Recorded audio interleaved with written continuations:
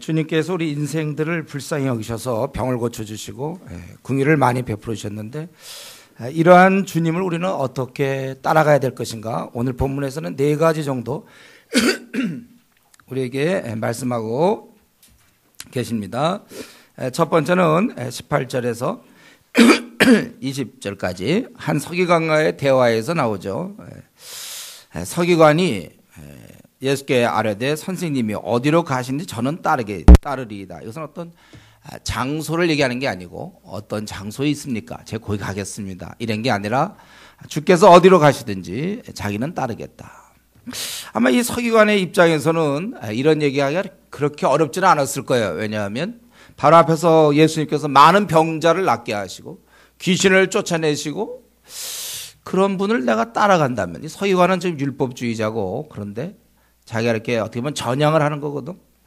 따라가도 괜찮을 것 같지 않습니까? 누가 막 여러분 막 병자를 막 고쳐 귀신을 쫓아내고, 야, 이 사람 따라가면 뭐 그렇게 뭐 손해 볼 게 없을 것 같아요. 만약에 돈을 받는다고 해봅시다. 병자 고치는 거, 중풍병 오늘 얼마나 받을까? 뭐 오늘날 우리나라 같은 뭐가 있어? 암 환자들 뭐 한 건당 한 100만 원만 받을까요? 그래도 뭐 아마 돈을 다 끌어모을지 모르겠어요. 그런 사람 따라다니면 일생 걱정 없겠고, 아니면 이 능력 드러나는 걸 보면서 혹시 앞으로 로마 제국의 군사들과 싸워도 이 능력이면 될 것이다. 어떤 그런 걸 생각하면서 아마 이 서기관은 과감히 자기의 배경을 버리고 따라가겠다. 그러니까 그는 주님을 따를 때 주님과 함께 누릴 영광을 생각했지, 주님 섬길 때 생기는 이 고난, 이 구차한 삶, 그건 아예 몰랐던 것 같아요.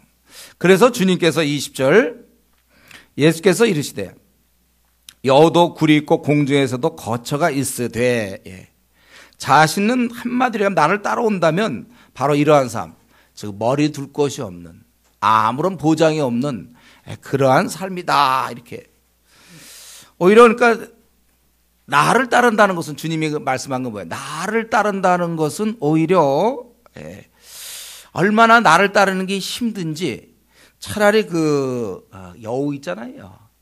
여우가 나보다 나을 거다 그죠? 새들이 나보다 편안하다, 그렇게 얘기할 정도라는 것입니다. 여우는 안식할 굴이 있고 새도 쉴 수 있는 거처가 있지만 예수님은 곤고한 삶을 진행시키고 있는 것입니다. 그렇기 때문에 우리가 이러한 주님을 따를 때, 서기관이 지금 주님 쉽게 뭘 모르고 섣불리 주님 따르겠습니다 했을 때 네가 생각하는 그런 게 아니다. 이건 궁핍한 삶을 각오해야 된다는 것입니다. 우리가 이 사실을 알고 있나요? 우리가 복음과 함께 고난받는 것이지, 우리 한국교회 많은 사람이 생각하는 것처럼 복음과 함께 영광을 받는 게 아니에요. 복음과 함께 고난받는 자의 그 다음에 순서상, 시간상, 그 다음에 우리가 영광을 얻는 건 맞습니다. 그러나 이 땅에서는 고난이요 부활이 영광이라고 우리 했어요. 부활, 영광, 그것입니다. 근데 이거 목사님 지금 얘기하면 어떡합니까? 다 예수 믿기로 다 작정하고 그런 거. 서기관처럼 믿을 때 분명하게 해줘야 돼요. 제가 마음이 아프다니까. 차라리 중국이면 믿을 때 공안들이 쫓아다니고, 믿는다는 건 때로 감옥에 가는 거구나. 실제 거기 공산 우리 중국 있는 종교 지도자 중에 감옥 갔다 온 사람 많거든요. 믿는 건 저런 거구나. 쫓겨다닐 수도 있겠고 가난할 수 있겠구나. 이걸 보기 때문에 별 문제가 없는데, 지금 우리나라의 경우는 예수님 믿는 사람들이 뭐 편한 것 같지 않습니까? 때로는 목사들, 저도 목사지만 뭐 괜찮은 직업 중에 하나예요. 어떻게 보면 이제 도시의 목회, 농촌 말고 이제 도시 쪽에. 그러니까 이거 참 제가 이런 설교할 때 참 좀 힘들어요, 마음이. 이거 모르고 예수님 믿는 사람들이 있거든, 우리 중에.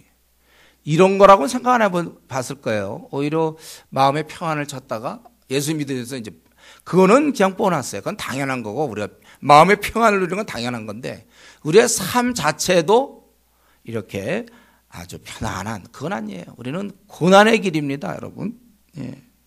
그러니까 사실은, 그러니까 지금이라도 다시 제가 이 시간에 지금까지 없던 걸로 하고 이 시간 다시 제가 말씀드리겠어요.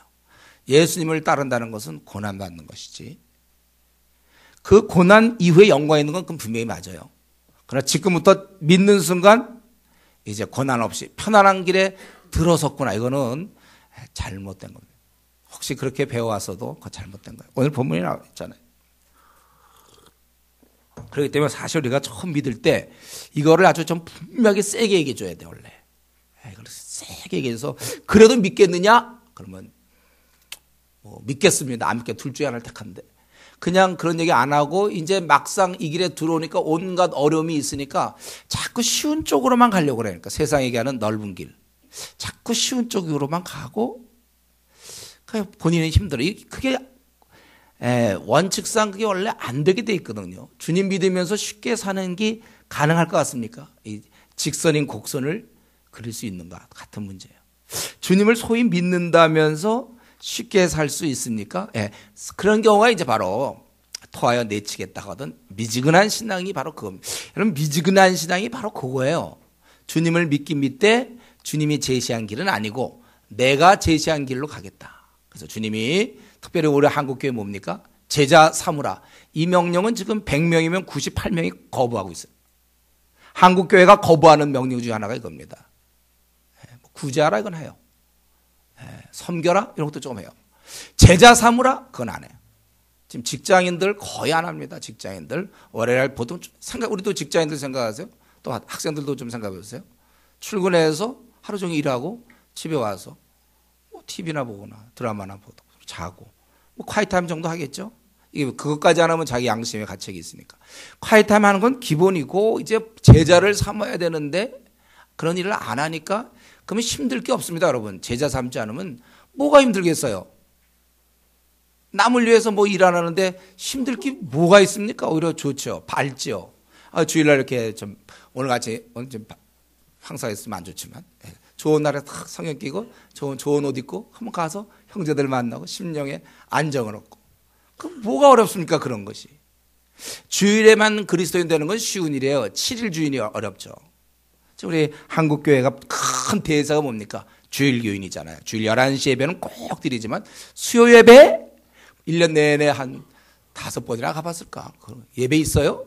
있지. 있는데 그건 나랑은 무관한 거예요. 주님을 아예 그래요. 전도팀 벌써 내가 안 들어간 지가 없어서 몇 년째인데 아무리 교회에서 전도를 하자, 제자 삼으란 주의 명령 따라 우리가 움직이자, 아무리 대세가 지금 우리 교회라 그래도 대세지만은 그래도 그거를 뚫고, 우리가 이 면에서 저는 한번 다시 이 시간 이 아침에 좀 생각해야 돼요. 예수님 믿는다는 게 뭔가? 이거 원래 중학교 때 얘기해 줬어야 되는데, 중학교 때 좀 이렇게 좀 보험 전하다 감옥 갔다 온 사람들, 이런 사람이 나타나서 얘기해 주면 참 좋은데. 그래서 예수 믿는다는 것은, 아니면 직장에서 우리 복음 전하다가 막 뺨따고 맞은 사람, 술 안 먹는다고 뺨따고 맞은 사람, 그런 사람이 와갖고 직장 생활이란 이런 얘기해 주면 참 좋은데, 뺨따고도 한 대도 안 맞고 오히려 직장에서 승승장구 잘 올라가고 그런 사람이 직장 생활에 대해서 얘기하니까 그건 뭐 어려울 거 없죠. 여러분, 이거 분명히 해야 되는데, 원래 처음 예수 믿을 때 어떻게 하고 결심하고 믿어야 되냐면, 우리 지난주에 세례 받았죠. 처음 예수님 믿을 때 어떤 결심을 해야 되냐면, 나는 이제 고난의 길로 들어선다, 이거야. 수치의 길로 들어선다, 이런 각오가 돼 있어야 돼요. 이제 이후로는 나는 세상을 향하여 못을 박는다. 그리스도 예수의 사람들은 그의 욕심과 정욕을 다 십자가에 못 박았느니라. 나는 세상에 대해서 죽겠다. 세상에서 줄 수 있는 쾌락과 영광과 생애의 자랑을 나는 가볍게 보겠다. 지금까지는 그게 굉장히 중요한 문제였어요. 사람들의 인정, 알아줌, 세상의 욕심, 즐거움, 이런 걸 다 땅에 묻겠고, 그거를 갖고 오염되어 있는 나는 땅속에 들어갑니다. 나는 나를 죽이는 거예요. 로마서에 있는 것처럼 이제 그리스도와 함께 죽고, 나는 이제 세상에 대해서 죽었습니다. 우리 찰스 시미온이 처음 예수님 믿고 케임브리지 대학에서 예수님 처음 믿고서 이제 나는 내 모든 걸 십자가에 맡기고 나는 끝난 거예요. 세상의 모든 것 포기했습니다. 오늘 주님의 말씀, 머리 둘 곳이 없는데 뭐 더 무슨 얘기를 하겠습니까? 아니, 짐승이는 그 여우보다도 못한 삶인데 그게 지금 여러분의 삶을 생각하세요. 이건 우리가 뭐 부자든 가난하든 그런 게 중요한 게 아니에요. 직장에 지가 있고 없고 간에 중요한 건 내 삶 자체가 정말 이러한 각오, 이런 식의 삶, 세상의 영광을 구하지 않고, 세상에 많은 사람이 영광을 구하지만 영광을 구하지 않는 사람. 그렇기 때문에 더 이상 이 땅에서 뭐 잘 되는 것도 없고 못 되는 것도 없어요. 우리는 어쩌면 이제부터는 내가 주님 믿었기 때문에 이제는 모든 자를 나의 나를 나의 상전으로 생각하는 거예요. 모든 자를 섬기는 것입니다. 모든 자를 나보다 낮게 여기고 남을 낮게 여기고, 그리스도께서 가르치십니다. 남을 낮게 여겨야 돼. 다 우리는 존경하기를 먼저 해야 될 사람들이고, 그래서 바울이 고백한 것처럼 그렇다면 우리는 뭐가 됩니까? 만물의 찢기가 되는 거예요. 더 이상 내 체면도 없고 뭐 자존심 이런 거 없어요. 내 위치, 무슨 위치가 있습니까? 나는 그저 종이며 그리스도께서 살았던 것처럼 다른 사람을 위해서 이제 나는 바뀌는 거예요. 어젠가 그젠가 제가 지방에 내려가서 잘 몰랐는데 영국 황실에서 뭐 결혼식이 있었죠. 그 여자분, 자기가 이제 결혼하면 그때부터는 자기 생이 좀 달라질 거라는 정도는 알았을걸요. 자기는 이제 그 황실에 맞는 뭐로 이렇게 될 거라고 아마 각오는 돼 있을 거예요. 아니, 우리도 그렇죠. 결혼하는 사람도 이제 결혼한다면 나는 이제 이 아내가 되고 남편이 된다는 건 내 생에 무슨 변화가 있을 거라고 그렇게 예측할 수 있어요. 우리가 주님을 위해 산다는 말은 뭐예요? 나를 위해 안 산다는 말이잖아요. 그러니까 내가 주님 믿기 전까지의 삶과는 전혀 다른 삶이 시작된다는 걸 알아야 됩니다.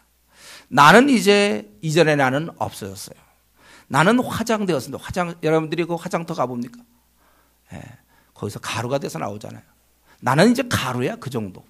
나는 이제 장사되어서 나는 이 땅에 나는 이제 없어졌으니 나를 찾지 마시오. 나 스스로도 나를 부르면 안 돼. 나는 죽었어요. 그 우리는 다 네가 주와 함께 죽었으면, 로마서 5장 8절, 내가 주와 함께 6장, 내가 죽었으면 또한 살 것을 믿노니.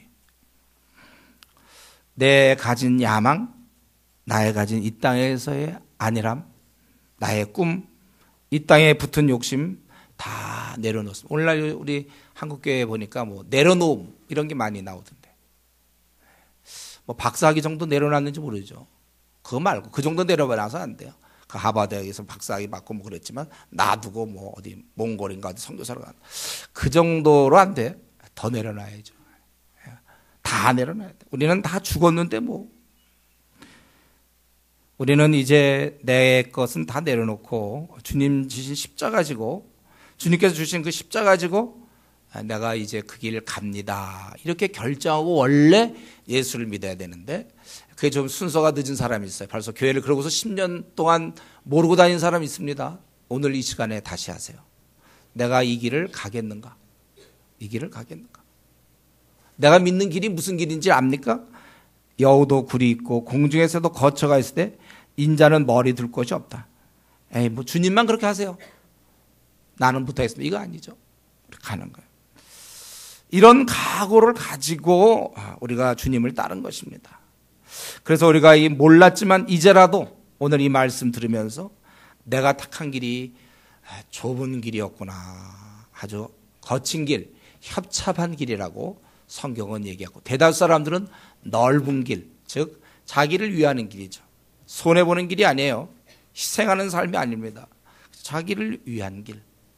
나와 내 가족 잘 먹고 잘 살고 집장만 하고 노후 대책 준비하고 월요일부터 토요일까지 그냥 즐겁게 지내고 주일날 예배 한번 드리고, 요거 그거는 넓은 길입니다. 그게 뭐 어려운 길이에요? 여러분 지금 신앙생활하는 게 어렵습니까? 우리 뭐 꼭 그것이 예는 아니죠. 우리 BBB에 있는 사람들 그 점심시간 줄여가지고 1시간 주어지는 것 15분 동안 먹고 45분 동안 어린 자 만나 성경 공부 가르치지 않습니까? 일주일에 2번씩 저녁 시간에 또 성경 공부를 하고 열심히들. 그러니까 BBB 모임이 한 정말 직장인들이 다들 자기 그저 짤짤짤짤 매는데 그 틈바구니에서 일해가지고 지금은 이제 한 10년 지났나요? 15년 지났나? 하여튼 정말 많은 사람이 그 모임을 통해서 거듭나게 되는 거 아니에요. 이런 수고와 애씀 없이는 어떠한 열매도 맺을 수 없어요. 그게 바로 주님께서 제자 삼으라 그 말씀을 순종한 것이고, 많은 사람들은 그 제자가 없어요. 이렇다 할 열매가 없어요. 지금 이제 벌써 올 한 해도 3분의 1이 지났는데 지금 누구를 제자를 키우고 있나 한번 생각해 보세요, 여러분. 제자가 없는 삶은요, 정말로 주님이 우리한테 제시한 삶과는 다른 겁니다. 제자 삼으라고 그랬는데 제자 삼지 않은 채 신앙생활 하는 거는요, 결국 시간 낭비예요. 계속 시간 낭비하고 있습니다, 지금. 방황해서 헤매고 있는 애들 보면 참 시간 낭비하고 인생을 헛산다고 그러죠. 근데 방황을 안 하고 있는 나, 교회 다니고 있는 나도 사실은 주님 볼 때는 마찬가지예요. 제자를 삼지 않고. 그도 열매가 없습니까? 불신자가 열매 없습니까? 알아요. 나는 무슨 열매가 있나요? 열매 없는 면에서 같아요. 그래서 우리 이 시간에 혹시 내가 제자가 나에게 없다, 내 삶을 이제 180도 바꿔야 될 시간이 왔구나. 주님이 우리 보고 가서 모든 족속 제자 삼으라고 그랬는데 내가 그거를 뭐 이렇게 거부하는 건 아닌데 결과적으로는 거부 아닙니까? 나와 지금 현재 나에게 닥친 일에만 내가 함몰되어 있지, 내가 무슨 제자를 삼고 있는가? 목사님, 저는 그 주님 따르는데, 열심히 따르는데 왜 이렇게 힘든 일, 어려움이 찾아옵니까? 여러분, 이런 질문을 한다는 이런 질문이 벌써 아직 그 주님을 따르는 게 뭔지 모르고 있다는 거예요. 난 주님을 따르는데 왜 이렇게 힘든 일이 찾아오지요? 이렇게 묻는 것은 자기가 지금 영적으로 볼 땐 유치원, 한 영적으로 한 5살 정도 됐다는 얘기예요. 그걸 목사님한테 얘기하기가 참 미안하니까 이런 질문의 형식으로 자기를 밝히는 거죠. 나는 영적 애기입니다, 이 얘기를 하기 위해서. 아니, 예수님 믿는데 이렇게 어려움이 있죠? 아니, 원래 예수님 믿는 게 왕 어려움이라니까요. 그게 진짜 어려움이에요. 그래서 우리가 주님 따른다는 것과 이 땅에서 잘 먹고 잘 사는 것과는 아무 연관관계가 없는 거예요. 거기다 줄을 넘기면 안 돼요. 우리가 주님을 따른다는 것은 이 땅에서 머리 둘 곳이 없는 삶과, 그게 즐겁게 하면 그쪽이지, 잘 먹고 잘 살면 그거 아무 관계 없는 것입니다. 근데 여기서 한 가지 더, 우리가 주님을 따를 때 구차한 삶을 각오해야 되는데, 근데 여기서 좀 한 가지 더 얘기하면, 이제 그걸 모르고 지금까지 신앙생활한 사람들은 오늘 결단을 하셔야 돼요. 여러분들 담에석처럼 내가 주님을 따를 때 내가 고난의 길을 가겠습니다, 이거 딱 정해야 돼요. 그래서 내가 비록 힘들어도 내가 복음을 증거하며 제자 삼겠습니다. 내가 토요일 같은 때 내가 힘들지만 그래도 내가 영혼을 구원하겠습니다. 네. 우리가 그렇게 자기가 마음을 결정하는 거예요. 잘 생각해 보세요. 만약에 우리가 보통 이제 토요일 날 피곤하지 않습니까? 피곤해하고, 전도하려면 또 기껏 전도하면 그 사람들한테 배척이나 받고 피곤하고, 그래서 피곤하니까 좀 몸을 위해서 감기 기운도 있고. 근데 잘 생각해 보면 그래가지고 자기 몸을 잘 돌봐서 85세까지 살았다. 근데 열매는 하나도 없고. 왜냐면 전도고 뭐고 아무것도 안 하고 자기 몸의 건강 관리만 했으니까. 그런데 건강 관리한 이유가 뭐예요? For what? 무엇을 위해서 건강 관리니까요. 주의 일을 하기 위한 건강 관리 아니에요? 내가 토요일 날 피곤하면 안 되니까, 주를 위해 살아야 되니까. 그래서 그래, 좋아요. 그건 알겠는데 계속 그렇다면 차라리 내가 좀 몸이 피곤하고 감기 기운이 있어도 가서 복음을 전하다가, 여러분, 그래서 우리가 그렇게 해서 만약에 내가 85살 살아야 될 걸 70살 살았다. 그럼 뭐가 문제죠? 꼭 85살 장수해야만 됩니까? 그래 하나님께 영광을 돌리는 거예요. 장수해야 영광 돌립니까? 차라리 저 같으면요, 그렇게 해서 60살 살다가 죽겠어요. 주님 일하다가 죽어야지. 내가 85세가 나의 목표입니까? 주님이 나에게 주신 생애 사명, 85세까지 하여튼 제주껏 살다 와라. 열매 주신, 그게 열매다, 너의 열매. 내가 뭐 때문에 그렇게 오래 삽니까? 할 것도 없이 이 열매를 맺으면서 오래 살아야지. 시간만 오래 끌면 무슨 소용이 있어요? 우리 애들은 고3 때 막 코피가 난다. 코피가 나니까 이거 건강의 문제. 2주간 휴식. 고3들이 그럽니까? 코피 나는 중에도 공부하는 거지. 코피 나더라도 해가지고 원하는 뭐 대학을 간다든가 뭐 이런 자세가 있는 거 아니에요. 내가 그래 토요일 날 이제 나 야근 힘드니까 그 제가 푹 자라고 했잖아. 토요일 날 오전만큼 푹 자고서 그래서 우리 나가서 그래서 오후 2시부터 우리가 전도하는 거 아닙니까? 그래서 전도하고 거기서 모욕을 당하고 비웃음 당하고 나야 뭐 만물의 찌꺼기인데 그렇게 당하고 그러나 그것이 열매. 그래서 좀 피곤하지만 그렇게 하고 또 직장에서도 사람들에게 참 신경 쓰는 일, 전도하는 일 쉽지 않지만 제자 삼으라. 그래서 하는 거고 우리가 중국에 들어가는 것도 제자 삼으라. 주님이 해. 어느 곳이든지 가서 우리가 제자 삼아야 되고 그러니까 우리가 이렇게 하는 건데 이런 면에서 우리가 자신의 참 편안해서 오래 사는 것보다 그냥 좀 짧게 살다가 그냥 죽는 것이 나아요. 그렇지 않습니까? 그래봐야 죽어봤자 천국인데 뭐. 오히려 더 잘 됐지. 괜히 이따에서 15년 더 사는 것보다 15년 줄여서 천국에서 15년 더 살지 뭐. 그러면서 여러분들 거의 좀 우리 중엔 좀 이런 얘기하면 순교당할 사람 없습니까? 좀 주님 일 좀 하다. 복음 너무 열심히 전하다가 그만 목이 어떻게 이상하게 돼갖고 뭐 죽는다든가. 우리 어떻게 보면 초대교회를 생각하면 스데반 아깝죠. 더 살아가지고 더 이런 구제와 이런 거 하면서 초대교회를 든든히 해야 되지만 복음 전하다가만 순교당해 돌에 맞아서 죽었어요. 참 저희 정신 못 차리고 그냥 눈치도 없이 상황이 어떤지 그럴 때는 입 다물고 가만히 있어요. 오래 살지. 돌에 맞아 죽으면 되냐? 지금 그럽니까? 우리가 스데반을 볼 때 미련하신 분 이럽니까 여러분? 오히려 그게 복음을 전하다 죽으면 죽는 거죠. 이제 그래도 꽤 살았잖아요. 이제 우리 벌써 20년 이상씩 살았죠. 한 30년도 사는 사람들이 있나? 뭐 그렇게 오래 삽니까? 이거 늙어봐야 사실 많이 힘들거든요. 전 벌써 지금 자꾸 정신이 오락가락 힘들어져요. 제가 어제 대구 갔다 왔는데 대구 가서 막 한 2시간 동안 설교하고 떠들고 왔더니 아주 힘들어 오늘. 저는 뭐 한 지금 30년 이상 그렇게 지치도록 살았는데 그래도 아직까지 살았어요. 괜찮아요. 그동안 나 30년 동안 그냥 마음껏 일했어요. 이제 뭐 좀 이따 어떻게 될지 모르겠어요. 뭐 그럴 수 있겠지 뭐. 죽어봤자 천국인데. 후회 없어요. 저 주님 만나면 칭찬 들을 것이고. 야, 너 일 많이 하고 와. 좋다. 그러면. 우리가 이 건강 그대로 유지하고 천국 갈 일이 뭐 있습니까? 다 쓰세요, 여러분들. 에너지들 쫙쫙 쓰세요. 이 막 하도 떠들어서 목이 쉬어야지. 노래방 가서 큰 노래 부르려고 목 쉰다. 이거 아니에요. 찬송 부르다가 목도 쉬고 전도하다 목도 쉬고 이거 하다 좀 쓰러져도 보고 말이죠. 때로는 저 우리 세상에서는 뭐 직장생활 열심히 하다 팍 쓰러지는 경우도 있고 그렇대잖아요. 공부하다 좀 쓰러져야 되는 거 아니에요, 우리? 주님 일하다가 쓰러져야지. 너무 건강들 하셔, 가만 보니까. 에너지를 다 빼세요, 주를 위하여. 특별히 청년 형제들. 이 에너지가 남으니까 괜히 성에 대한 생각하는 거예요. 쫙쫙 빼세요, 다. 복음을 위해서. 근데 여기서 이제 더 나아가기 전 하나는 주님이 이 말씀하실 때 태도가 어땠을까? 예수께서 이르실 때 여우도 굴이 있고 공중에서도 거쳐가 있을 때 인자는 머리 둘 곳이 없다. 이럴 때 어떤 태도로 말했을까? 우리 이걸 좀 생각할 때 제가 성경에는 안 나왔지만 제 생각할 때 우리 주님은 이런 얘기하실 때 당연한 듯이 얘기했을 거예요. 예수님께서 이런 얘기할 때 불평했겠는가?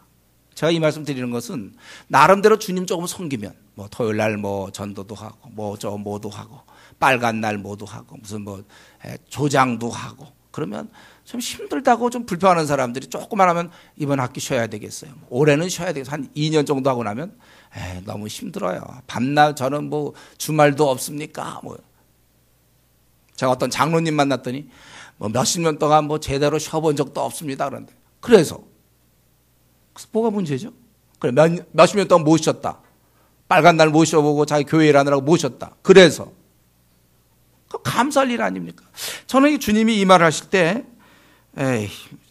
서기관이 와서 이렇게 뭐 날 쫓겠다고 아유 나는 뭐 머리 둘 것도 없어 나는. 여우만도 못해네. 여우는 굴이 있는데 난 굴도 없어. 주님이 그런 태도였을까요? 제가 굴도 없다고. 뭐 어떡하냐나 공중에 나는 새가 참 부러워. 새는 거쳐도 있는데 난 뭐 머리 둘 데도 없어. 내 삶은 원래 늘 이 모양이야 나는. 그리고 뭐 영화 쓰게 하는 얘기지만 나 이제 앞으로 로마 군병한테 그것도 터져. 나는 가서 채찍질 나가고 나. 그리고 난 아이 참 십자가에 나 매달려야 돼.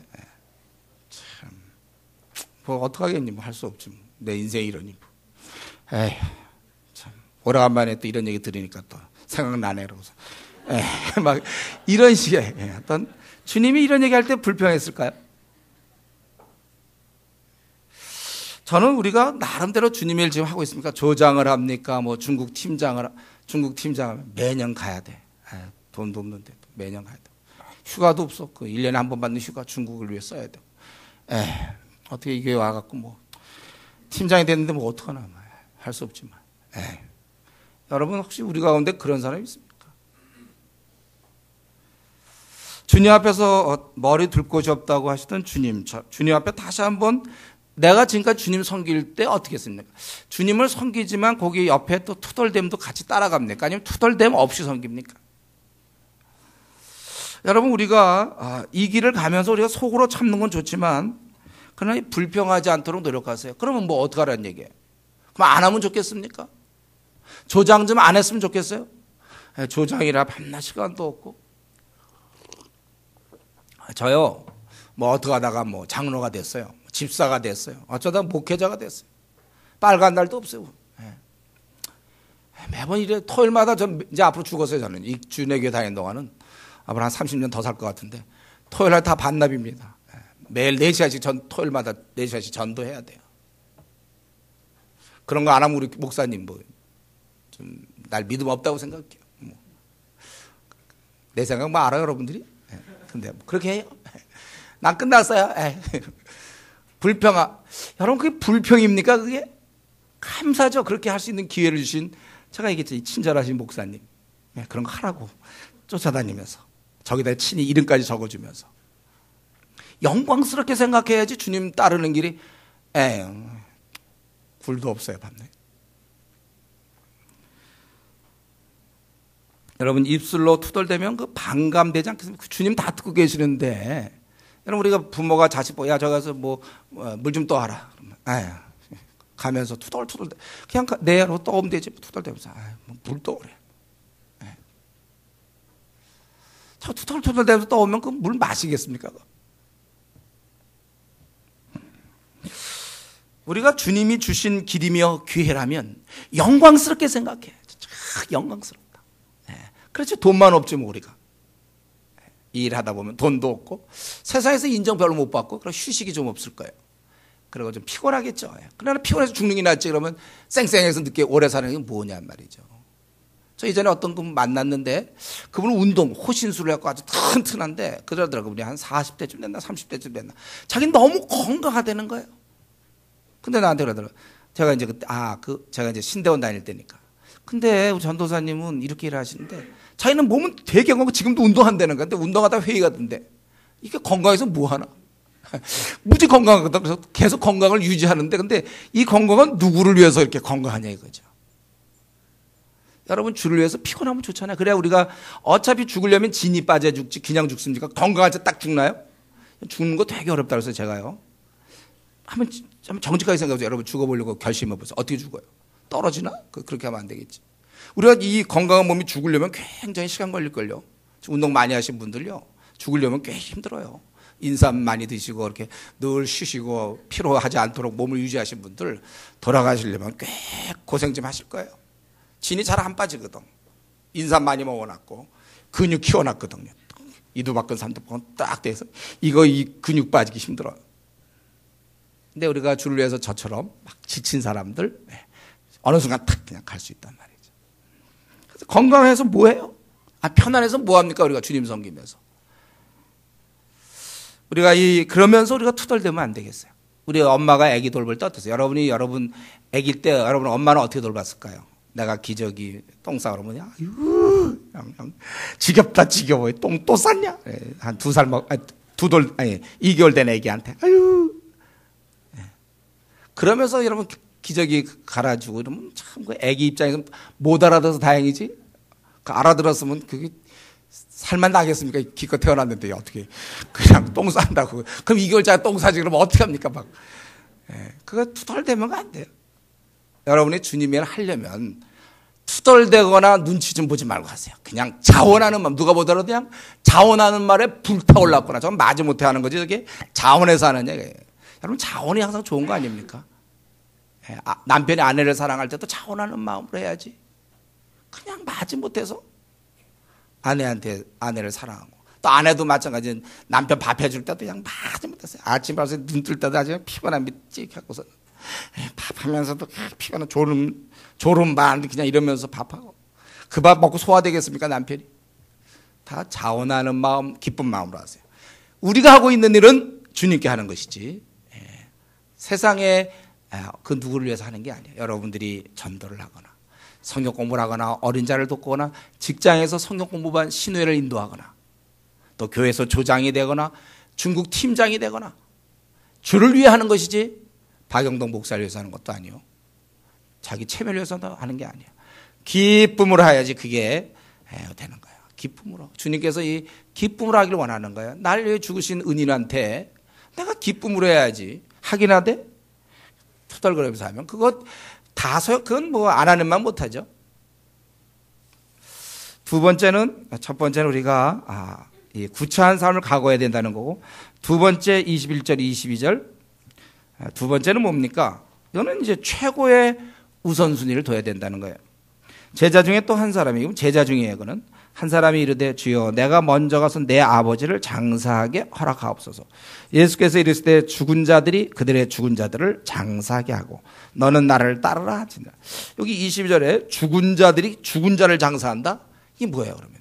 시체가 막 일어나갖고 시체를 장사시키는 건가요?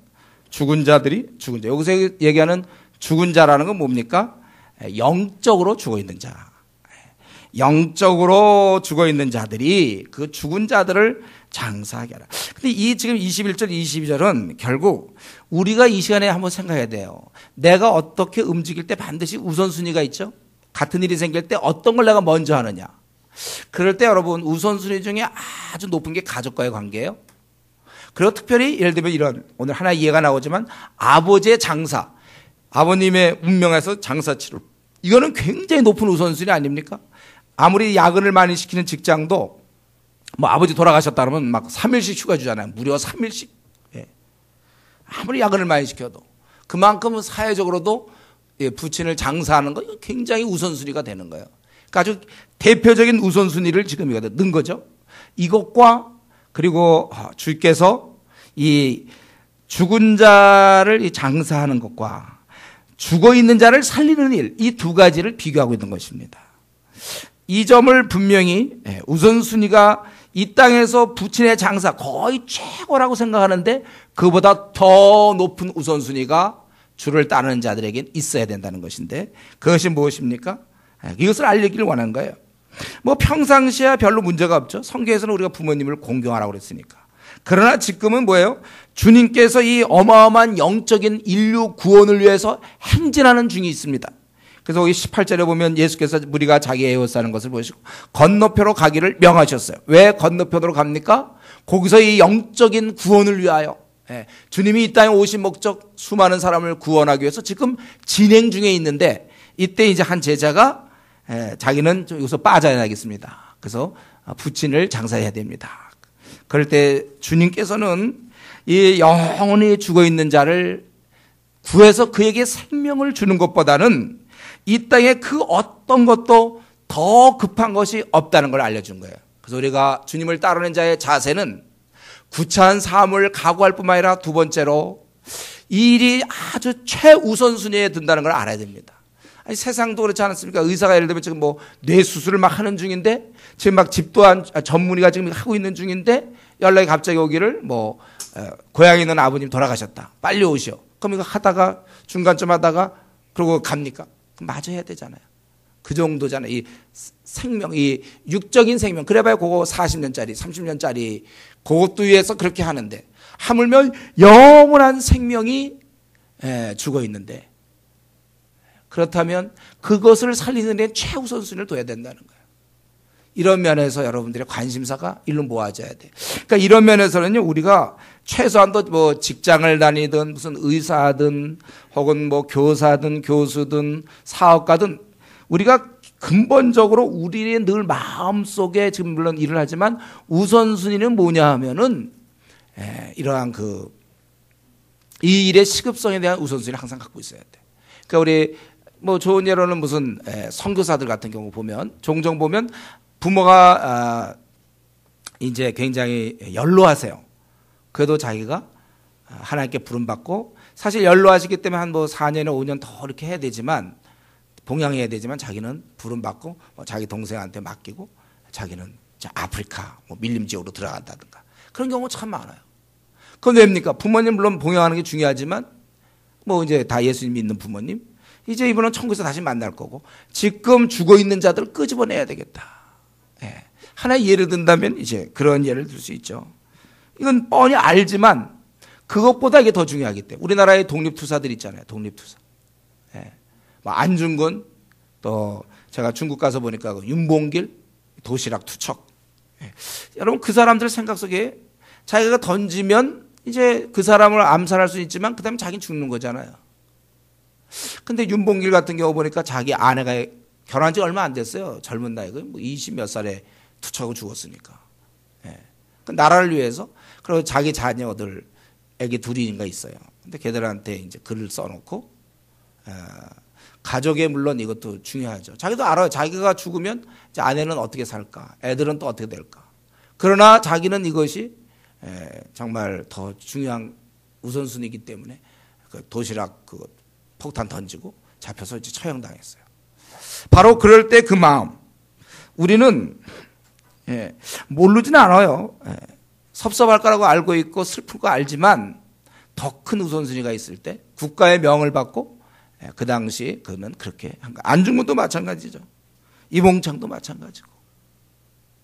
그게 어리석은 일입니까? 땅의 일에서도 그런데 하물며 영원토록 30년이 아니라 300년도 아니요 3000년도 아니요 3만 명 30년 영원토록 죽은 자를 살리는 일보다 더 시급한 일이 어디 있느냐 이거죠. 우리가 늘 이 마음을 가져야 돼요. 이것보다 더 시급한 일은 없다. 그래서 우리 중에는 이런 것 때문에 못 견디는 사람은 이제 풀타임 사역자로 나오는 거예요.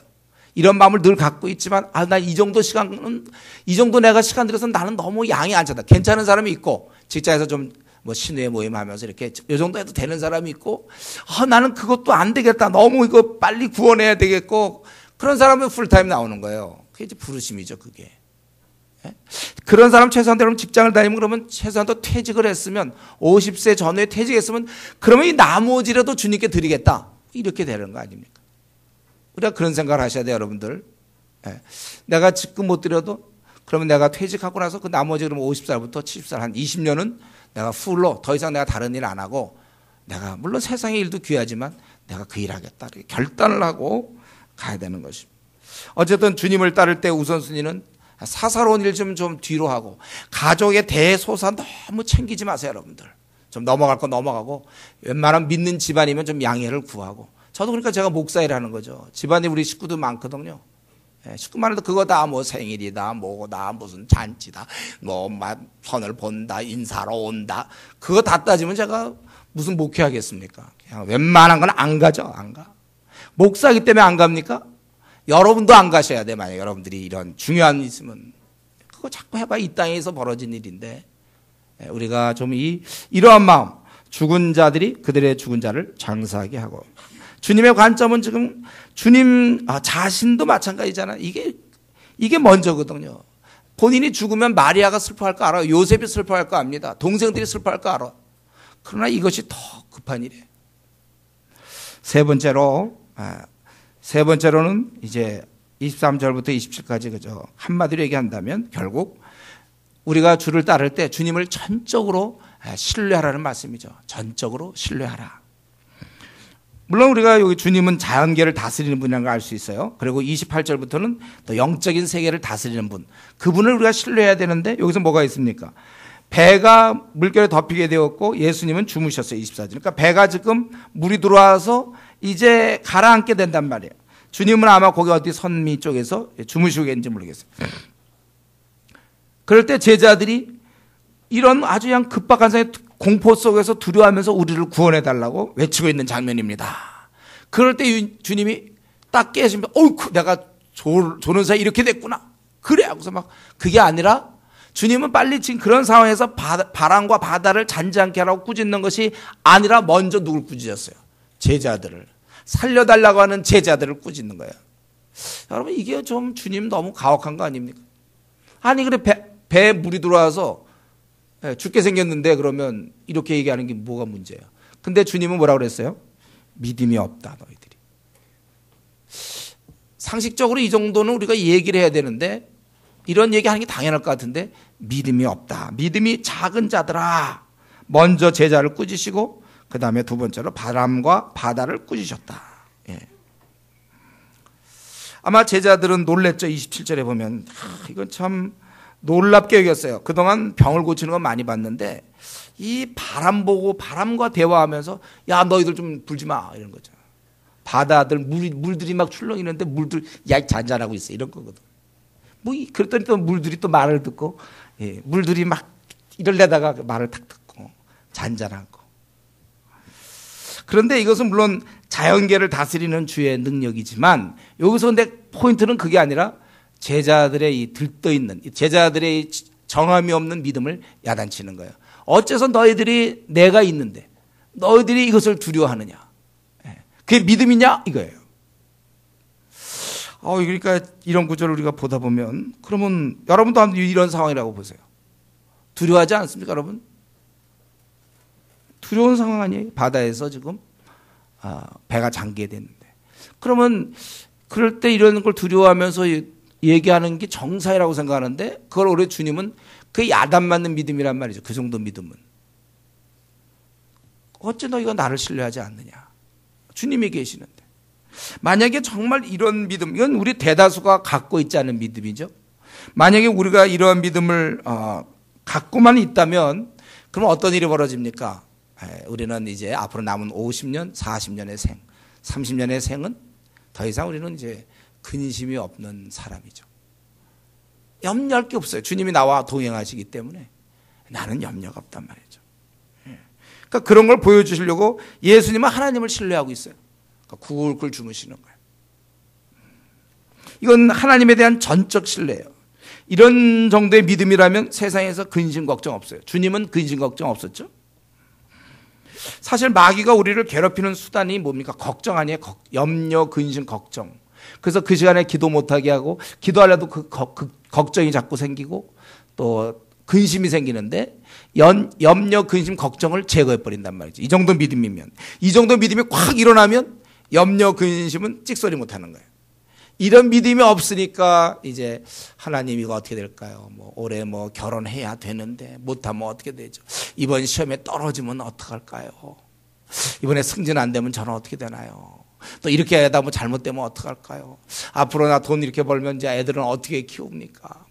여러 가지, 이게 마귀가 우리한테 주는 거예요. 야단 맞는 데니까. 그거는요, 믿음이 작은 자야, 믿음이 없는 자야, 왜 네가 내가 있는데 염려하느냐 이거죠. 여러분 혹시 지금 그런 염려 같은 거 없습니까? 하지 마세요. 아니, 내 신앙을 가져야 돼. 이 성경에서는 이런 믿음을 보여주고 있죠. 제가 이때 우리를 깨우셔서 깨워서 우리를 구원해서서 이 얘기는 누가 했겠나 했을 때, 물론 이구동성으로 했겠지만 아무래도 베드로 같은 느낌이. 근데 이 베드로가 우리 사도행전 12장 6절에 보면 어땠어요? 그 베드로는 나중에 변화되어서 감옥에서 자고 있었죠. 스승님께서 주무시던 그 모습 충분히 배워서 자기도 감옥에서 자는 것. 감옥에서 그는 자고 있는 거예요. 이제 자기의 동료였던 야고보가 처형당했고 자기가 이제 오늘 내일 죽어야 되는 그 순간에 그가 자고 있었다. 그런 믿음을 인간도 가질 수 있다. 이런 참. 이전에 자는 사람 뭐죠? 연결된 건가? 지금 주님 스스로도 배워서 베드로한테 배운 거 본인도 좀 실습하고 있나요? 네. 한 대 맞아요, 그러면요. 그런 실습이 아니에요. 믿음의 실습이지. 지금 자는 목사님한테 야단 맞을 거에 대한 두려움이 없는, 근심 걱정이 벗어난 그런 잠인가요, 여러분? 네. 우리가 사실은 이런 사람도 이러한 믿음을 가질 수 있다는 걸 베드로가 보여준 거고, 실제로 보면 우리 존 웨슬리 같은 게 어땠습니까? 조지아주의 그 인디안들에게 복음 전하러 갈 때, 선교하러 가는 길에 이제 배가 난파될 지경이 됐어요. 풍랑을 만나고 난파될 지경 죽게 됐습니다. 공포에 질려 두렵게 떠는데 본인이 이제 막 공포에 떨어지면 선교하러 가다가 공포와 아주 두려움 속에 있는데 이렇게 보니까 모라비안 교도들이 모여가지고 평온하게 찬양하고 있어요. 배는 난파서 다 죽을 지경인데 그때 큰 충격받았잖아요. 웨슬레이가. 사람에겐 그러한 믿음이 있어야 돼. 이런 상황에서 하여튼 여러분 근심하지 마세요. 앞으로 이렇게 되면 어떻게 될까? 어떻게 될까? 이런 거 하지 마세요. 불평도하면 안 되지만 근심해도 안 돼. 우리는. 이런 믿음을 달라고 기도하십시오. 그러니까 지금 우리는 세 가지를 했어요. 주를 따를 때 우리는 구차한 삶을 각오하고 그리고 두 번째 최고의 우선 영적으로 죽어있는 사람 살리는 걸 최고의 우선순위로 두고 세 번째로는 주님을 완전히 신뢰해야 된다. 주를 따르는 자. 그리고 네 번째로 한 가지 더 얘기한다면 우리 28절부터 34절까지 우리가 잘 아는 바로 귀신 들린 자. 오늘 본문에서는 2명으로 되어 있고 또 다른 본문에는 1명으로 되어 있습니다. 그러나 아마 다른 본문에서는 예수님이 주로 얘기했던 그 대화했던 한 사람과의 그런 걸 기술해 놓은 것 같아요. 이 가다라 지방 마가나 누가복음에는 이제 거라사로 표현되어 있죠. 같은 지방에. 그래서 그들이 외치기를 무슨 상관이 있습니까? 29절에 왜 우리를 괴롭게 여기 오셨나이까? 그들은 원래 영원히 이제 무적행에 들어갈 자들이죠. 용의 친구들, 이 귀신들, 요한계시록 17장 19장에 보면 주로 그 친구들의 이 용의 동명자들의 멸망을 그리고 있어요. 그들은 이제 지금은 아니에요. 그래서 만약에 우리를 쫓아내려면 이 31절 이제 타협하는 거 타협. 쫓아내려면 돼지떼에 들여보내 주소서. 그래서 주님께서 허락하셨고 그들이 귀신들이 이제 돼지떼로 들어갔더니 어떤 일이 있었습니까? 이 돼지가 귀신 들린 거죠. 귀신 들린 돼지. 그래갖고 비탈길을 바다가 보이는데 이 귀신 들렸으니까 돼지가 정신 못 차리고 그냥 보통 돼지들은 이제 보다가 비탈길이고 바다에 있으면 안 가죠. 근데 얘들은 그냥 가는 거예요. 믿음으로 가는 그냥 가. 다 죽었어. 그래서 그들이 바다에 다 들어가서 몰사했다는 거예요. 그러니까 앞에 것이 들어가면 뒤에 건 좀 참아야 되는데 같이 따라 들어가서 이 숫자가 오늘 본문에 안 나왔지만 마가복음이나 누가복음에 2,000마리라고 그랬어요. 2,000마리 돼지들이 한 마음으로 물속에 들어갔어요. 그래서 동네 사람들이 이걸 보고 놀래고 그러니까 두려움 가운데서 이제 예수를 떠나기를 간구했다. 여러분 근데 이 사건은요. 우리가 이 사건을 보면 처음 드는 질문은 그거죠. 왜 주님께서 돼지들에게 들어가라고 했나? 그러면 돼지 주인들은 그 재산상 피해는 그거 뭐냐? 주님이 우리를 돌보는 분인데 재산적 피해는 뭐냐? 여러분 이거에 대해서 우리가 알아야 될 건 뭐예요? 아직 이 신라곤 타락 이후에 우리가 지금 살고 있는 이 신라곤에서는 마귀 활동이 허락되어 있어요. 이미 성경적으로는. 그런데 만약에 물론 예수님께서 그들이 다른 사람한테 들어갔다면 그건 허락 안 했을 거예요. 그러나 돼지에게 들어간다고 그럴 때 주님이 허락하신 의도가 뭘까? 제가 가만히 생각해 보면 결국은 그 사람들, 이 돼지치던 주인들, 그들의 영혼 구원이에요. 결국은 이들은 이 사건을 통하여 비록 재산상의 손실은 분명히 있었습니다. 그러나 이 동네 사람들은 이제는 영적 실체를 확실히 알게 되었어요. 부인할 수 없잖아요. 귀신의 존재, 악마의 존재, 그리고 귀신을 제압하는 훗날 이제 십자가에 죽으시고 부활하시고 소문을 듣게 될 텐데 그 예수님을 먼저 만나는 거죠. 이를 다스리는 예수님의 계심을 그들이 목격하게 되는 것입니다. 대가는 좀 비싼 대가를 치렀지만 이들은 이 사건을 통해서 평생 잊을 수 없어요. 이 물 위에 떠다니는 2,000마리의 그 돼지를 바라보면서 그거는 꿈이 아니라 생시에 생시. 그런 장면을 태어나서 처음 볼 거예요. 더나 귀신 들렸던 그 두 사람은 이상하게 살아나고. 그러니까 한 사람당 1,000마리의 돼지이죠. 2명이서 2,000마리. 한 마리당 1,000마리의 돼지를 바꿔가면서 그들의 아주 몹시 사나워서 그 길로 지나갈 수 없는데 그들은 이제 영혼을 얻었어요. 이들과 맞바꿨다고도 볼 수 있고 더 생각할 것은 이거 전체가 돼지 2,000마리가 이 가다라 지방의 사람들, 즉 거라사 지방의 사람들을 어쩌면 그들의 영적인 각성에 기여했다는 것이죠. 돼지가 삼겹살로 우리를 즐겁게 하지만 여기서 이 돼지는 굉장히 영적인 면에서 가다라 지방, 거라사 지방의 사람들에게 사실은 큰 영향을 준 거예요. 저는 그렇게 생각합니다. 우리가 여기서 잠시 보여줘. 주님이 이걸 몰랐을 리가 없어요. 돼지에게 하면 어떻게 될지 주님 모를 리가 없는데도 제사상의 손해를 감수하고라도 그들에게 재정적 피해가 있지만 아무리 재산이 많으면 뭐예요? 영원히 지옥 갈 텐데, 이 돼지 같은 운명이 될 텐데, 오히려 이러한 제사상의 피해보다 더 중요한 그들의 영혼 구원을 위해서라면 그 일을 감행한다는 것입니다. 이 땅에서 한 개인이 영혼의 구원받는 것보다 더 가치 있는 일이 있습니까? 여러분 스스로 질문하세요. 내 영혼이 지옥 가지 않는 것보다 더 가치 있는 일이 있느냐? 내 영혼이 지옥 가는데 내 영혼이 지옥 가는데 내가 그것조차도 감수하면서 내가 붙잡을 가치가 있습니까? 최고의 가치는 내 영혼이 구원받는 거예요. 지금 주님은 이러한 돼지들의 희생을 보면서 제사상에 그들의 피해가 있는 걸 알지만 그들의 영혼의 문제에 관심을 가진 것이고, 내 돈을 다, 우리가 이러한 관점에서 말이죠. 우리가 이번에 사실 중국에 들어가죠. 여러분들 중국에 복음을 전하기 위해서 자비랑 어떻게 보면 자기 돈을 써서 들어가요. 또 이거 이제 갔다 와서 갚으려면 힘들고 어렵게들 다 말해서 가는데, 여러분 만약에 그곳에 있는 영혼을 구원하는 일이라면 이게 그렇게 아까운 게 아니에요.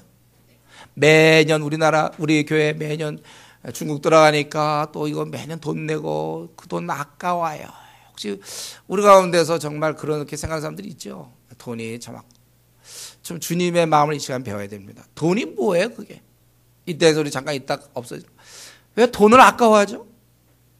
영혼을 구원할 수 있다면, 내가 이렇게 정말 우리 좀 적지 않은 돈이죠. 특별히 학생들, 정말 우리가 무슨 돈이 있습니까? 막 알바하고 노가다 뛰어서 돈 마련해가지고 중국 가는데, 그러나 그럼에도 불구하고 그들의 영혼을 구원할 수만 있다면 이게 주님의 마음이에요. 주님의 마음. 돼지가 2천만 마리, 2만 마리라도 아마 주님 희생시켰을 거예요. 그들에게 도움을 줄 수 있다면. 참 우리가 이런 관점에서 우리가 내가 내 돈을 다 써서라도 영혼을 구원할 수 있다면, 때로 우리 교회가 사실 우리 교회 재정 규모로 보면 우리가 지금 지하로 들어가면 딱 좋죠. 그러나 우리가 버티는 이유는 뭡니까? 그래도 이렇게 지상에 있어야 불신자들에도 와서 걱정해. 우리 교회가 옛날에 지하에 있을 때 저의 제일 큰 고민이 뭡니까? 전도에서 불신자를 이제 교회 데리고 들어와야 되는데 지하로 들어가니까 입장 바꿔놓고 불신자인데 어떤 낯선 사람이 자기를 끌고 지하로 들어갈 때 마음이 활짝 열리겠습니까? 뭐 혹시 이런. 그러나 지금은 지사이니까 괜찮잖아요. 무슨 일 있으면 소리도 지를 수 있고 뛰어내리면 되잖아요. 경우에 따라서. 우리가 비록 힘들 때 어떨 때 조금이라도 좋은 조건, 항상 그런 생각이, 어떻게 하든지 한 영혼이 돌아올 수만 있다면, 지금 우리 뭐 대형교회 짓는 것 때문에 욕을 많이 먹지만, 물론 그 욕을 그러나 만약에 그런 돈 써서라도 만약에 우리나라 한국교회를 새롭게 할 수만 있다면 아까운 게 아니에요. 어떻게 쓰느냐가 중요하겠죠. 우리 무조건 돈 많이 든다고만 그러지 말고 무엇을 위해서 그렇게 하는가, 그걸 좀 들여다봐야 되겠어요. 여러분 마찬가지입니다. 우리는 주님 앞에서 내 돈이 아니잖아요. 주님의 돈인데 이거 다 써서라도 영혼을 구원할 수 있다면, 이 시간도 내 겁니까? 주님이 오늘 오라 하시면 어리석은 부자는 창고를 지어놓고 뭐 자기 쓸 것을 해서 내 영혼아 즐거워하자. 주께서 오늘 밤 부르면 뭐하냐. 네가 돈에 대해서 막 그러는데 주님 부르면 너 그 돈 다 뭐하며. 네 시간 그거 막 아깝다고 그러는데 그 시간 주님이 다 주신 건데 좀 너무 그러는 거 아니냐. 시간과 재정과 이런 거. 영혼을 위해 쓸 수만 있다면 여러분 아까워하지 마세요. 그거는 귀한 건데. 우리가 이런 면에 있어서 과연 이 땅에 그 영혼이 구원받는 것보다 더 가치 있는 일이 있겠는가. 돼지가 지금 죽는 게 뭐가 문제예요. 이제 처음에 신앙 가질 때 이런 거 보면 왜 돼지, 우리 주님이 사랑해, 주님이 왜 짐승을 죽였냐, 뭐 이런 식으로. 지금 그런 관점이 조금씩 바뀔 필요가 있어요. 그렇게 보지 마시고 주님의 자기 목숨도 주시는 분인데요. 뭐 그분은 우리의 영혼을 위해서라면 주님의 그 깊은 좀 사랑을 알았으면 좋겠다. 이제 끝으로 이 8장 전체를 통해서 그럼 우리는 예수님께서는 병을 고치고 자연 세계와 영적 세계를 다스리고 통찰하는 분이라는 걸 알았습니다. 동시에 그러나 우리 인간은 어때요? 인간은 병에서 헤맬 수밖에 없고 자연의 위험과 악한 세력의 파괴력 앞에 속수무책이에요. 전적으로 무능하다는 것이 밝히 드러난 본문입니다. 오늘 본문이. 그렇지만 주님께서 우리를 도와주셔서 병도 고쳐주셨고 또 파도에 휩쓸려 가라앉는 배에서도 그들이 두려워할 때 구원해 주시고 악한 영적 세력에서 자유케 해주시는 분임을 우리는 오늘 이 시간에 살펴보았습니다. 그렇다면 나에게 지금 당면한 어려움들은 어떤 종류의 것입니까? 여러분, 주님의 도우심을 간구하세요. 해결해 주시는 주님 놔두고 이번 한 주간도 또 혼자 끙끙대지 않았습니까? 마음의 평안을 잃은 채 원래 여러분들은 최고의 기쁨으로 살아야 돼. 제가 우리 조울증은 안 좋지만 우린 조증으로 살아야 된다고 그랬어요. 조증 항상 좋아. 성경이 그건 명령이에요. 항상 기뻐하라.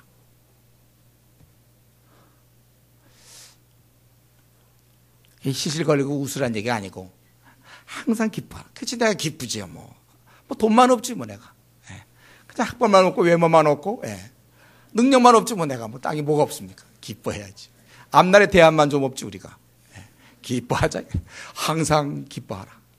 근데 불평 쪽은 나타나 그러면 불평과는 좀 거리를 멀리하세요. 우리가 불을 멀리해야 되는 것처럼. 불평 좀 멀리하시고 기뻐하라 이죠. 우리가 항상 기뻐해야 돼. 그래서 여러분 우리가 문제가 없어서 기뻐하는 건 아니고 해결하시는 주님이 계시니까 기뻐하는 거죠. 그래서 우리 해결해 주신 주님 놔두고 괜히 고생만 시컷하고 또 한 주 보내지 마십시오. 이런 주님 가까이 계셔서 오늘 본문처럼 이렇게 긍휼을 베푸시기 원하시지 않습니까? 우리 주님께 나아가서 우리의 사정을 아뢰고 부디 우리 좀 앞으로 남은 생 좀 기쁘게 염려 같은 거 하지 말고 작은 자들아 야단 맞는 그런 믿음 갖지 말고 주님을 전적으로 신뢰함으로 더 이상의 염려와 근심이 없는 그러한 삶을 살 수 있기 바랍니다. 지금 같이 오늘 말씀 생각하면서 어느 말씀이라도 자기가 좀 고쳐야 될 부분, 자기가 결단할 부분이 있으면 이 시간 조용히 하나님 앞에 기도할 수 있기 바랍니다. 같이 기도하겠습니다.